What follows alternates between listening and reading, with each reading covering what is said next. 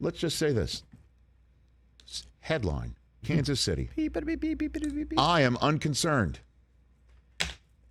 I think you're the only one. I know I am. I am unconcerned in the same way that I said it is not an asterisk for the Lions to have won a game against the Chiefs in Kansas City because there was no Chris Jones, there was no Travis Kelce. I will say, throw this one out because there was no Chris Jones or Travis Kelce for the Chiefs. What I did see from the Chiefs last night that I liked, Mahomes doing Mahomes-like things. And I also saw a defense that balled out. That defense was making plays, coming up with a red zone turnover, getting in Goff's face when they needed to. You know, special teams look good. I mean, if I'm Andy Reid, I'm like, they're not going to just drop passes all over the place. There's obviously one concerning aspect of it. We all saw it. Is that if there's no Kelce, well, the run game's not going to get him through. Despite how terrific that offensive line is, they're still showing up and getting away with penalties, trying to block Aiden Hutchinson. But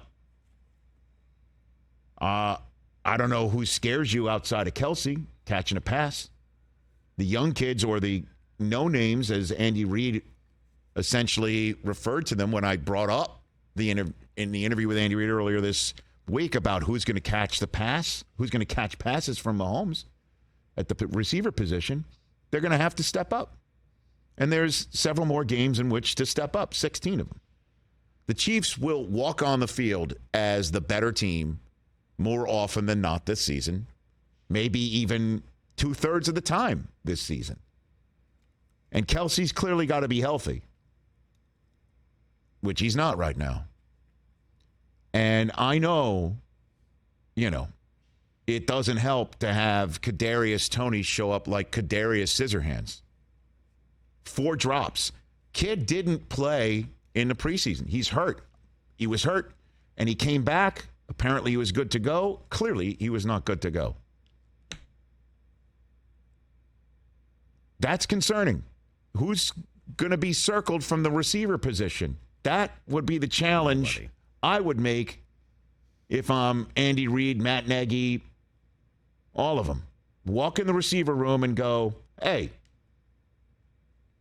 who's going to step up with Juju in New England and Tyreek in Miami? Last year they got through it, didn't they? This year, week 1, it didn't look good at all, and Kelce wasn't there. So I will just say that. If I'm Chris Jones, I'm wondering how the defense looked without him. I mean, the Lions I thought they played well. The Lions had 120 yards rushing. I know, but I still thought they played well. I know. There were some big gashes. No pressure on Goff last night. That's not true at all. Karlaftis jumped in and damn near caught a pass out of the air, pick 6 before the first half. They put pressure on him. 1 sack in the game. The Lions' offensive line is really good, pal. Of course they need Chris Jones. But I thought the defense acquitted themselves very well. Without Chris Jones. Yeah. Mahomes had this to say when it was brought up about all the drops last night. I have trust in KT. He missed a lot of training camp.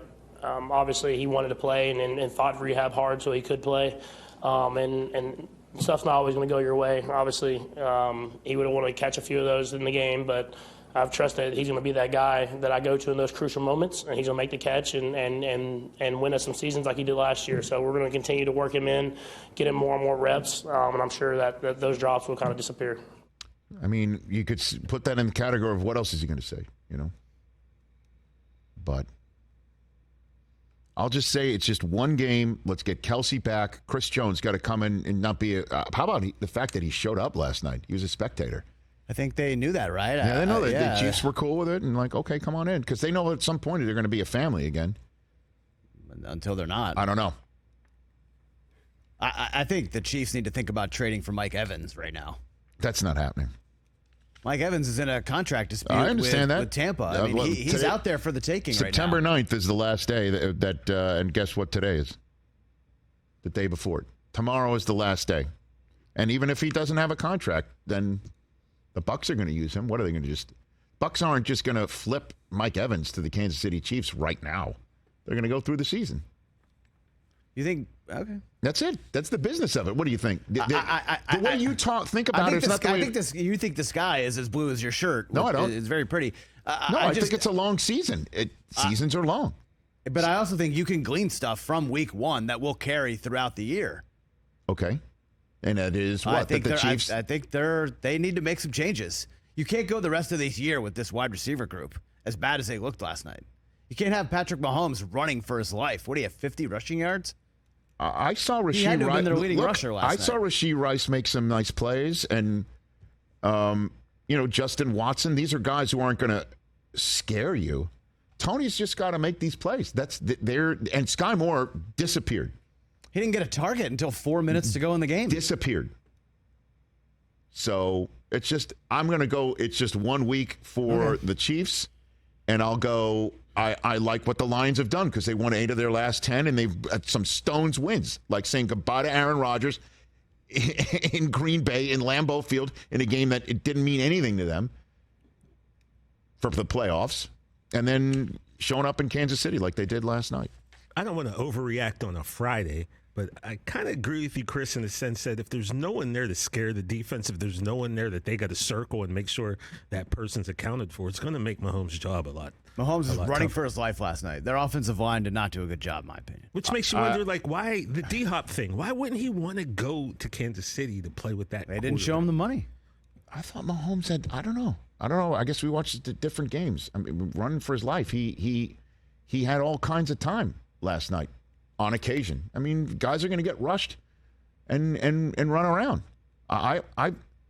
Again, my thought is if they don't have Kelce and the receivers aren't scaring anybody and they're dropping passes, then let's get Pacheco more than 8 carries. I know he got dinged up, but Clyde Edwards-Helaire, I mean, let's go.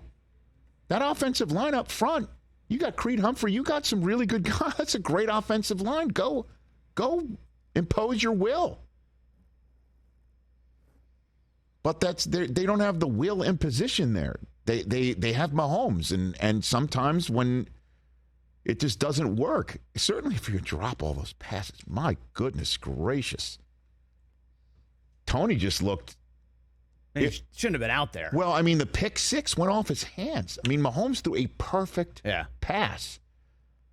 Now Mahomes knows how Dak felt all last year. Balls just for receivers. Hey, it's the same thing, right? That's true. What's the difference? I mean, that pick honestly should go on Tony's stats.